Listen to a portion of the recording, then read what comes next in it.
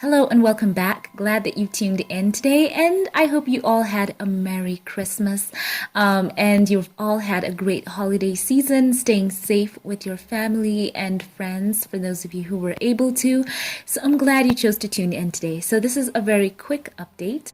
It says that after what has been an incredibly challenging year for some, Prince Harry and Meghan are hoping to close 2020 out on a hopeful note.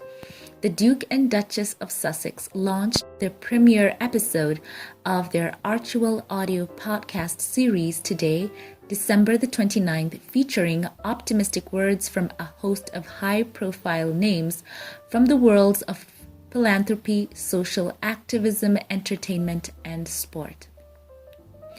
On the couple's first episode that's part of their new multi-year production deal with Spotify, hosts Harry and Meghan were joined by the likes of Stacey Abrams, Brené Brown, James Corden, Tyler Perry, and more to share personal anecdotes and inspirational stories. As we've come to the end of this year and look to the future, let's hold on to the lessons we've learned about how important it is to take care of one another and how meaningful our connections are, even when they are physically impossible, Harry said on the holiday special. We thought, what if we can bring together some people that inspire us, people that we admire, and get their thoughts on what they've learned from 2020, Meghan adds. In the 35-minute one-off special, which includes musings from novelist Matt Haig, celebrity chef Jose Andres, Japanese tennis ace Naomi Osaka, teen activist Christina Adain, anti-racism author Rachel Cargill, and British poets Hussein Manawar and George the Poet, the couple also shared their sympathies for those who have lost loved ones due to the pandemic and expressed words of thanks to those working on the front lines of the pandemic. As we all know, it's been a year, Prince Harry said, and we really want to honor the compassion and kindness that has helped so many people get through it. Meghan continued at the same time to honor those who have experienced uncertainty and unthinkable loss. Our thoughts have been with you, especially during this holiday season. We also want to thank healthcare workers, frontline service workers, and so many others for their sacrifices. The couple share a personal contribution to close out the episode and wish listeners a happy new year. Not a toast per se, but a song which is about shining a light, a song that means so much to us, Harry says, before playing a recording of the gospel tune, This Little Light of Mine. It played at the very end of our wedding while we were walking down the steps of the church, Meghan explains. It was the music that we wanted playing when we started our lives together, because as we all know, darkness cannot drive out darkness. Only light can do that. The Duke continues, the message of this song is one we hold so dearly. It is about using the power we each have within us to make this world a better place. And perhaps a nod to their own personal challenges faced earlier this year as they stepped away from their official royal roles. Meghan adds, no matter what life throws at you guys, trust us when we say this, love wins. So that's the recap from Harper's Bazaar, very well put.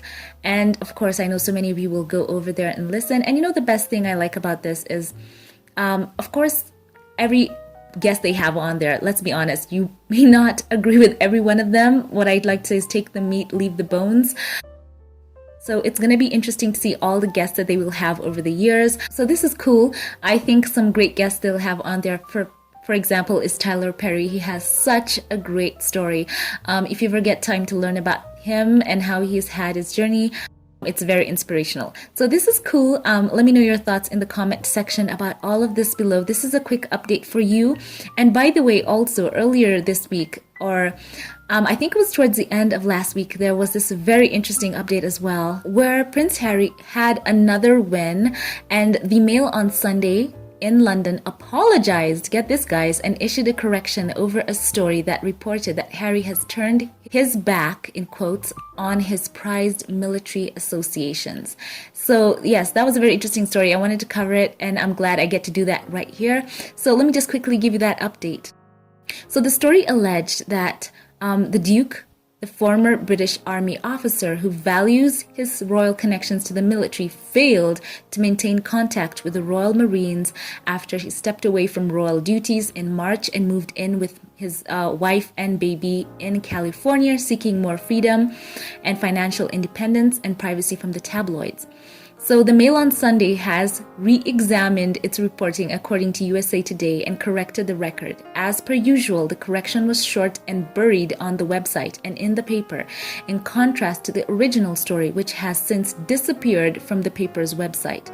So this is what they said. An article on 25th October 2020 reported that Prince Harry has been accused by a top general of turning his back on the Royal Marines since withdrawing from his military roles in March, and that, in an apparent snub to the armed forces, he had failed to reply to a letter from someone called Danat, the former chief of the general staff. So the Mail on Sunday had said this in its correction. So they go on to say, we now understand that Harry has been in contact in a private capacity with the individuals in the military, including the Royal Marines, to offer informal support since March, and that whilst he did not initially receive the letter from Danat referred to in the article due to administrative issues, he has since replied on becoming aware of it. We apologize to Prince Harry and have made a donation to Harry's Invictus Games Foundation. So hooray for that, great win. I'm so happy for that. So Prince Harry and Meghan, I'm so proud of them. This is a whole new life, and of course, also Sussex fans and supporters all over the world have been continuing on being charitable on their behalf, and it's so inspiring. This is one of the few fan bases that I've seen who actually just galvanize on their own and donate and raise awareness for so many beautiful causes. And I also saw a story that I will paraphrase here. It was about the beanie that Archie wore in that iconic photo, and the company said that they had also gotten another kind of boost from Harry and Meghan, something to do with them being able to give out 100 more, because it was one like you buy one and they donate one. So that was also very, very heartwarming as well. So this is a great update. Great to give these to you. Now guys, share your thoughts with me in the comment section, and also let me know in the comments, how did you spend your holiday season? I'd like to know that all below. Thank you for all of you who watch, comment, like, subscribe. And for this video, as we close out the year, I will want to highlight all of my Patreon supporters. Thank you so very much for choosing to support my channel, for choosing to stand with me. I appreciate you all so very much.